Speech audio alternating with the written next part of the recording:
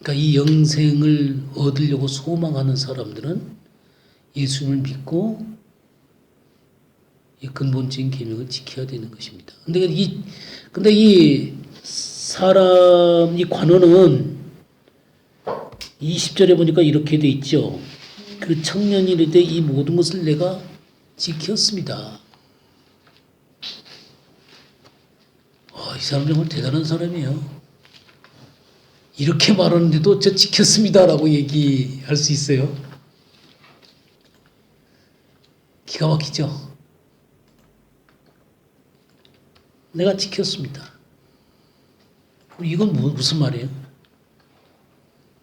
나름대로 최선을 다한다. 네, 최선을 다했고 사실은 우리가 그 어디야 빌립보서 한번 볼까요?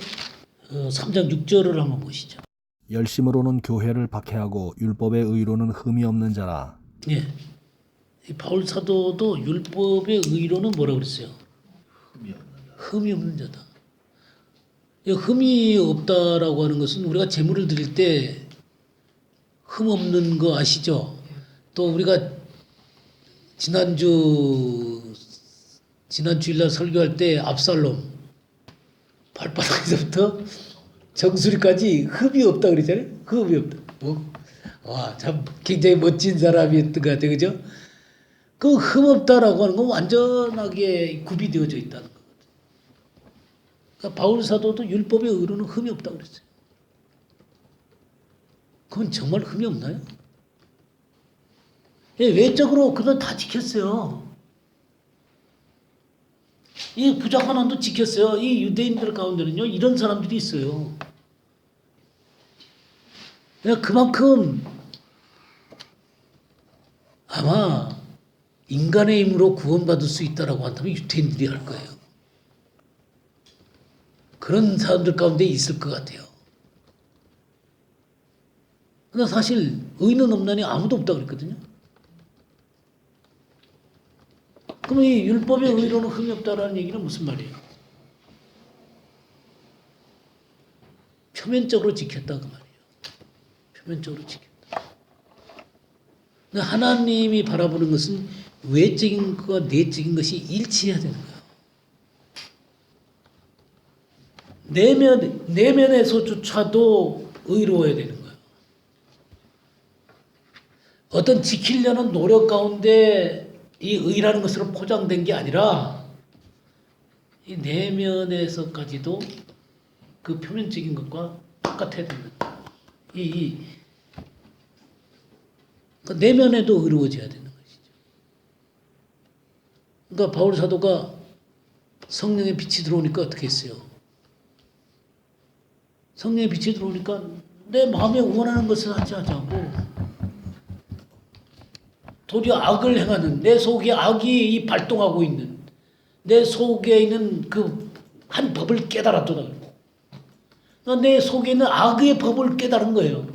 그러니까 오라나는 공고한 사람이다. 이 사망의 몸에서 누가 나를 건져내라라고 그가 외칠 수밖에 없었던 것이죠. 그러니까 겉으로 그는 정말 의롭게 살려고 그랬고 그렇게 의롭게 살지 못하는 사람들에 대해서는 아주 그냥 날카롭게 그들을 정말 잘못 산다라고 얘기할 수 있을 만큼 그는 아주 구별되어진 삶을 살았어요. 그는 하나님의 빛 앞에 섰을 때 그는 외마디 소리 지를 수밖에 없었어요. 자기의 처절한 죄가 드러나게 된 겁니다. 여기 내가 법을 지켰습니다. 이건 사실 모세의 율법을 지키려고 한 거죠. 근데 사실 모세의 율법으로는 하나님이 그 겉에 표면적으로 지킬 수 있을지 모르겠지만 내면의 문제까지 하나님께서 이렇게 딱 이 빛을 딱 비추시면 그 내면에까지 그 의와 일치되어질 수가 없는 것이거든요. 완전하게 지킬 수가 없어요. 그러니까 하나님 주님께서도 네가 한 가지 부족하다 그랬죠. 내가 한 가지 부족하다. 네 내면이 온전하지 않다는 거야. 혹시 여기 우리 내면의 문제, 그럼 내면의 문제까지 온전하게 지킬 수 있는 사람이 있을 수 있을까요? 자, 없어요. 그러면 내가 예수 그리스도를 믿고 성령님께서 내 안에 들어오신다면, 예수님의 생명이 내 안에 들어오시게 되면 우리가 주님께서 주님이 사신 것처럼 우리도 살아야 된다라고 얘기를 하시잖아요. 여기에서 사실 이제 갈등이 있는 거죠. 우리는 그리스도와 함께 죽은 자들이죠. 그래서 온전히 그리스도의 생명이 나를 주장해야 되는 것입니다. 이게 그리스도인의 삶이에요. 근데 주님이 의로운 것처럼 우리가 의롭게 살아야 되는데, 그럼 의라고 하는 것은 주님이 바라보실 때 외적인 것만이 아니라 내적인 것도 일치하도록 주님께서 요청을 하고 있다는 거죠. 그러면 주님의 생명이 나를 주관하지 않는 이상 우리는 그것을 지킬 수가 없는데, 주님은 그렇게 살라고 얘기해요. 우리는 뭐 그렇게 살 수가 없습니다, 이렇게 얘기하는 게 아니에요. 그래서 우리는 끊임없이 하나님의 영이요 생명 되신 말씀으로 가까이 나와야 되고, 하나님의 영이 나를 다스릴 수 있도록 끊임없이 이 주님의 그 사랑이 나를 지배할 수 있도록 내가 주님께 가까이 하지 않으면 이 사랑은 살아낼 수 없는 것이죠. 우리는 믿음으로만 구원받습니다. 믿음으로만 구원받지만 이 믿음은 어떤 믿음이냐면 갈라디아서 5장 6절입니다. 그리스도 예수 안에서는 할례나 무할례나 효력이 없으되 사람으로서 역사하는 믿음뿐이니. 네, 이 얘기예요. 사랑으로 역사하는 믿음뿐. 믿음은 충분 조건인데 사랑은 필수 조건이 되는 거예요. 이해가 되십니까? 예? 그러니까 이 믿음뿐인데 이 믿음은 사랑으로 역사를 해야 돼요. 그럼 사랑으로 역사 안 하는 건 뭐예요? 사랑으로 역사 안 하면 뭐야? 어떻게 되는 거예요? 그건 믿음이라는 거예요? 아니라는 거예요? 믿음이 아니라는 거예요. 그러니까 믿음으로만 구원받는데 이 믿음은 사랑으로 역사를 해야 돼요. 그러니까 예수 그리스도 이름을 믿으면 영생을 갖는데 이 생명이 들어가려면 계명을 지켜야 되는 거예요. 계명이 지켜져야 되는 거예요. 그러니까 이 두 사이가 참 묘하긴 하지만 이걸 바르게 정립해 놓으셔야 돼요. 생명을 가진 자는 사랑을 지켜야 되는 것입니다. 계명을 지켜야 되는 거예요. 우리가 그래서 이제 중요한 귀절이 어떤 게 있냐면 로마서 5장을 한번 봐주세요. 5절 한번 봐주세요. 소망이 우리를 부끄럽게 하지 아니함은 우리에게 주신 성령으로 말미암아 하나님의 사랑이 우리 마음에 부은 바 되니. 네, 이거예요. 하나님의 사랑이 부은 바 되어졌기 때문에 가능한 겁니다. 계명을 지켜야 되는 겁니다. 지키는데 이게 이제 필수 조건이라고 그랬죠. 충분 조건은 예수 그리스도로 충분합니다.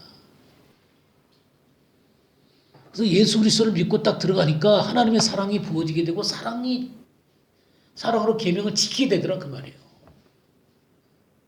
근데 여기 주님이 말씀하시는 의도는 또 다른 게 숨어 있어요. 어떤 거냐면 니네들이 진짜 영생을 얻기로 하면 하나님을 사랑해야 되고 하나님 계명을 진짜 그 계명을 지켜야 된다는 겁니다. 그게 그런 것 없이 니네들이 진짜 믿음을 갖는 것 아니다 그런 얘기예요. 그냥 아무것도 없는데 그냥 난 믿어요. 그런 거 아니다는 거죠. 물론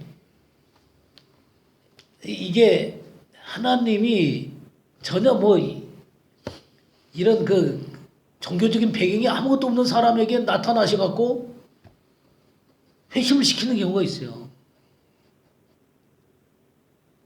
그러고 예수님을 믿고 완전히 변화돼 버리는 사람들이 있어요. 뭐 계명이고 뭐가 아무것도 모르는 그런 사람들도 있지만 이 메소디스트 감리교잖아요. 감리교가 탄생될 때 거기 그 웨슬레라든가 찰스 웨슬레, 요한 웨슬레, 찰스 웨슬레 또 뭐 휘필드니 뭐니 여러 친구들이 있었어요. 홀리클럽이라고 있었는데 이들을 별명을 메소디스트라고 그랬어요. 이 메소디스트가 뭐냐면 하나님의 말씀을 지키려고 노력하는 사람들이란 말이거든요. 정말 하나님의 말씀을 지키려고 했던 무리들이 있는 그대로 지키려고 노력했어요. 근데 그들은 아직 거듭나지 못했어요. 근데 마틴 루터의 로마서 서문들을 통해서 그냥 그대로 구원을 받게 돼요. 오직 의인은 믿음으로 말하는 소리.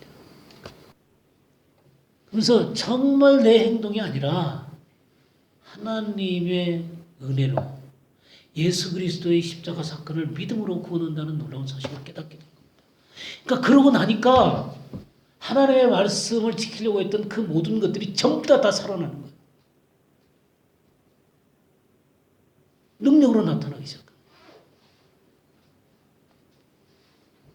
그리고 영국이 변화되는 거예요. 구원 얻는 것은 하나님의 은혜로 되는 것입니다. 예수 그리스도의 십자가 외에는 없어요.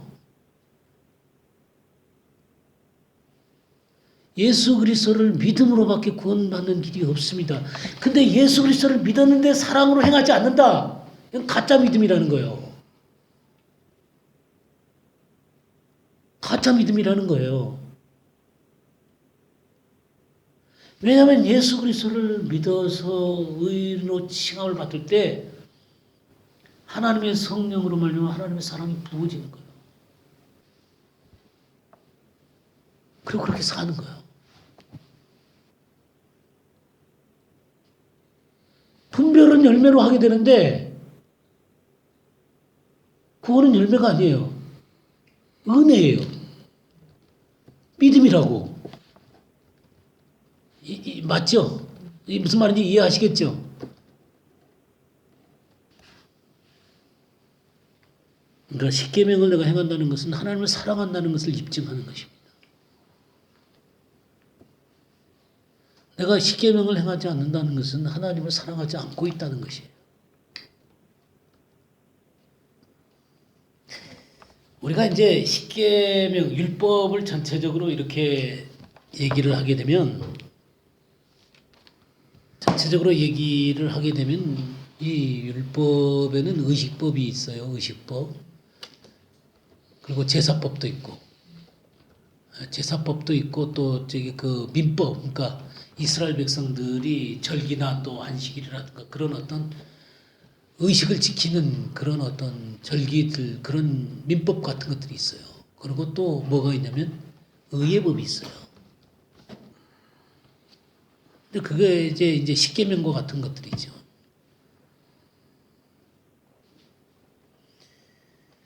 이 의식법, 제사법 이런 것들은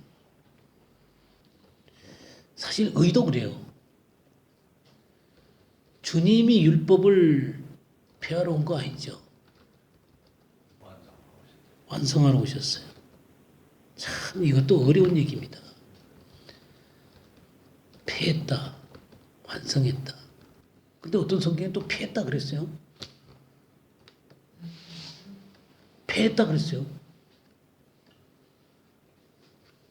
그러니까 이런 것들이 혼란스러운 거죠. 우리가 의를 얻는 길은 우리가 의를 얻는 길은 예수 그리스도를 믿음으로서밖에 없습니다. 그거는 천지가 변해도 그거는 그 말씀은 변하지 않아요. 예수 그리스도 밖에는 길이 없어요. 내가 길이요 진리요 생명이다 그랬잖아요. 그래서 그리스도를 믿는 길밖에는 없습니다. 근데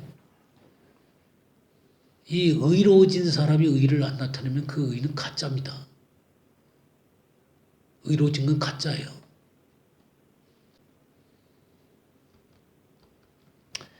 자, 우리 호세아서 한번 볼까요? 호세아서 2장 11절.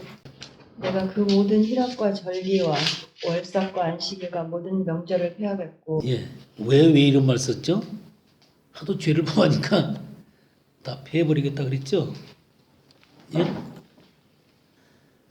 그러나 이제 죄를 범하기 때문에 다 패해버리겠다라고 얘기했지만 이런 의식법들을 전부 다 패해버리겠다 그랬지만 사실은 그 2장 14절 말씀부터는 장가들겠다 그랬어요. 이걸 같이 봐야 되는 것입니다. 내가 이스라엘과 장가들겠다. 그러니까 벌로 다 이런 것들을 패해버리는 것처럼 보이지만 우리들은 그걸 완전히 지킬 수 없다는 거예요. 내가 너네들하고 장가들겠다는 거예요. 주님이 다 이루시고 이 모든 것을 완성하시고 피하겠다는 게 이 이면 가운데 깔려 있는 거예요. 호세아가 사랑의 선지자잖아요. 그러니까 이 예수 그리스도를 통해서 나타나는 하나님의 사랑이 이 속에 있는 것입니다. 그래서 모든 구속을 완성하시고 내가 너희들과 장가들겠다.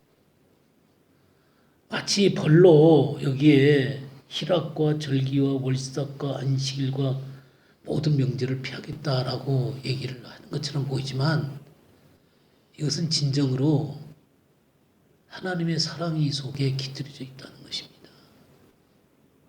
그리스도가 이 모든 것들을 완성하시고 온전히 피하시겠다는 거예요. 자, 이런 말씀들을 신약에 와서 어떻게 쓰고 있냐면 갈라디아서 4장 8절에서 11절 보세요. 그러나 너희가 그때에는 하나님을 알지 못하여 본질상 하나님이 아닌 자들에게 종노릇 하였더니 이제는 너희가 하나님을 알 뿐 아니라 더욱이 하나님이 아신 바 되었거늘 어찌하여 다시 약하고 천박한 초등학문으로 돌아가서 다시 그들에게 종노릇 하려 하느냐. 너희가 날과 달과 절기와 해를 삼가 지키니 내가 너희를 위하여 수고한 것이 헛될까 두려워하노라. 예. 지금 8절에 그때는 그랬죠. 그때는 언제예요? 예수를 믿기 전에. 예수를 믿기 전에 이방인들도 있을 것이고 유대인도 있겠죠. 이방인도 있고 유대인도 있어요. 그러면 유대인들은 율법주의 가운데 있었겠죠. 이방인들은 율법 없이 그냥 양심에 의해서 살아간다 그랬잖아요. 양심에 의해서 이제 죄인으로 살아갈 수밖에 없었죠. 그래서 본질상 하나님이 아닌 자들에게 종노릇했다. 하나님이 아닌 자들이 누구예요? 거짓된 종교, 유대교라든가 또 신들이라든가 철학이라든가 또 율법 그런 것들이겠죠, 그죠? 그러니까 이 율법은 하나님을 대표하는 것이지 않으면 율법주의, 그러니까 율법주의를 통해서 그 율법을 자기네 나름대로 해석한 탈무드 같은 거. 그러니까 율법은 하나님의 의를 나타내는 거예요. 그러니까 하나님이 아닌 것들에게 종로로 했는데 이제는 그랬어요. 이제는이 언제예요? 예수 믿고 나서는 너희가 하나님을 알 뿐 아니라 하나님의 아신 바 되었다 그랬어요. 그러니까 내가 하나님을 알고 하나님도 나를 아는 거예요. 그러니까 근본적인 관계가 형성된 거예요. 생명이 연결되어진 거예요. 예수를 믿으니까 그러니까 교회 다닌 거 아니에요. 교회 다닌 것 아니라 예수님을 믿으니까 하나님과 내가 연결되어진 거예요. 그러나 하나님을 알게 되고 하나님도 나를 알게 된 거예요. 근데 그렇게 됐는데 놀랍게 의를 얻게 되었는데 다시 약하고 천박한 초등학문. 이게 바로 사람의 계명이에요. 이게 율법주의예요. 율법주의로 돌아가서 다시 그들에게 종노릇하라는. 아니 너네들이 그 종노릇한 데서부터 해방돼갖고 진정한 내 하나님의 자녀가 되고 자유로 나왔는데 다시 그 천박한 율법주의로 돌아가려고 하냐 이 말이죠.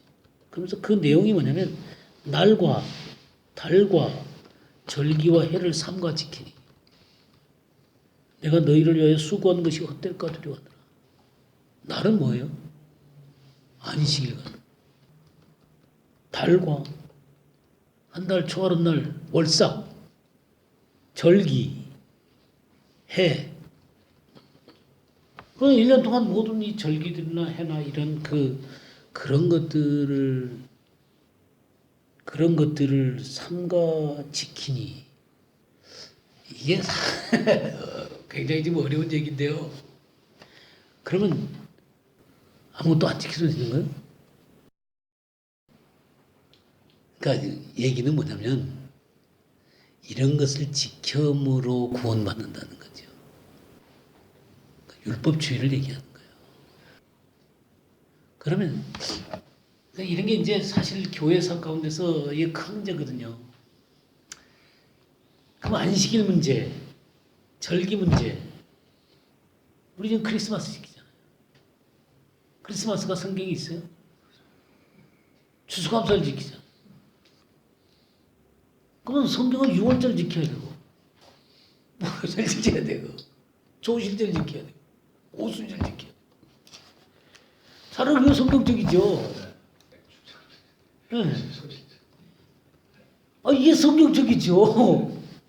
근데 지금 우리는 크리스마스 지키고 부활절 지키고 부활절은 의미가 있죠.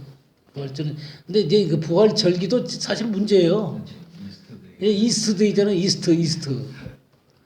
크리스마스 여러분들 그 12월 달에 베들레헴 가보세요. 저 거기 베들레헴 살았어요. 12월 달에. 추워서 무슨 저기 그 목자들이 그 들판에 가서 양들을 어떻게 해요? 12월 아니에요. 그 이번에 하나님의 교회 사람하고 말씀 전했는데 그 사람들 6월절 지키고 안식일 지켜야 구원받는다는 거예요. 그러면서 십자가 달린 교회, 그 다음에 크리스마스 지키는 교회, 주일 지키는 교회는 잘못된 거라는 거예요. 예. 그러니까 자기가 교회를 10몇 년을 나갔는데 속아서 안 됐다는 거지. 없는 크리스마스를 지켰다는. 그리고 주일을 안식일로 알았다는 거예요.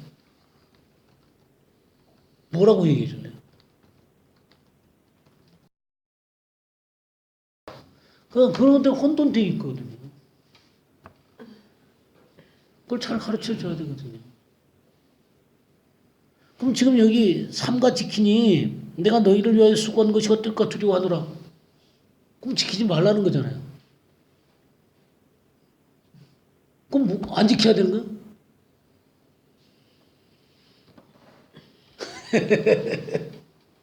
참 이런 게 굉장히 어려운 것입니다. 그러니까 이거는 이걸 지켜서 구원 얻는다고 그 가운데 지키는 것으로 들어가는 얘기를 하는 거예요 지금. 그러면 바울 사도는 안식일을 지키기 위해서 기도처가 있는가 찾으러 다녔어요. 안식일에 한번 볼까요? 사도행전. 이런 게 진짜 어려운 거죠, 그죠? 16장 13절. 안식일에 우리가 기도처가 있는가 하여 문 밖 강가에 나가 거기 앉아서 노인 여자들에게 말하더니 네. 안식일에 기도처가 있는가 해서 이런 거 어떻게 해석할 거예요? 그러면 근데 주님이 다 완성하셨는데 또 안식일을 지켜야 되냐? 그럼 어떡할 거야?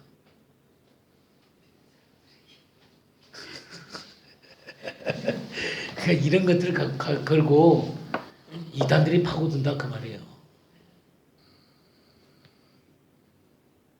안식일날 이 안식일 문제는 나중에 제가 아주 깊게 제가 말씀을 드릴게요. 어쨌든 간에.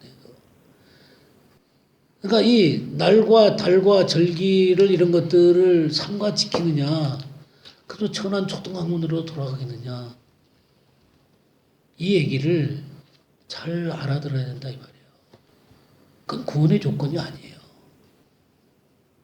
그런 것을 통해서 구원받으려고 하는 게 율법주의라는 거예요. 그러나 그렇다고 해서 그냥 완전히 무시해야 되냐? 그럼 왜 오늘날 우리 안 지켜요? 지켜야 돼요? 안 지켜야 돼요? 크리스마스 안 지키고 부활절 안 지키고 차라리 이제 레위기 나오는 그 23장에 나오는 여러 가지 절기들 있잖아요. 그거 지키는 게 더 성경적이지. 근데 왜 그건 안 지키고 왜 추수감사를 지키고 왜 이 성탄절 지키고 그러냐 이 말이죠. 이런 것들에 대한 개념들을 바르게 하는 게 참 중요할 것 같아요.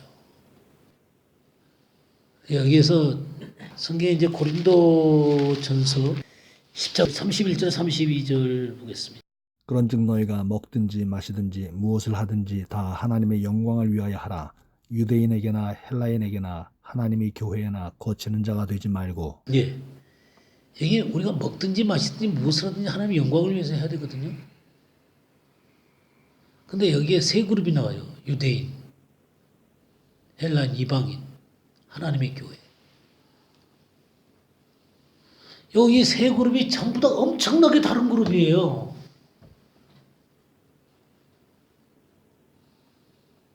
얘들 행하는 방법도 너무너무 달라요. 그리고 교회 안에 유대인과 이방인이 만나면 서로 간에 옳다고 싸워요. 안식일을 지켜야 된다, 주일을 지켜야 된다, 뭐 음식 먹어야 된다, 먹지 말아야 된다. 그게 로마서나 고린도전서나 다 그런 거 갖고 썼잖아요. 그러면 이런 것들을 하나하나를 세심하게 다뤄서 어떤 문제든지 걸고 들어왔을 때 이런 것들을 지혜롭게 하나님 말씀 가운데서 이런 것들을 해석하고 하나님을 잘 섬길 수 있도록 가르쳐줘야 된다 그런 얘기죠. 유대인 그룹이 하는 것하고 이방인 그룹이 하는 것하고 하나님의 교회가 하는 것이 다른 거죠.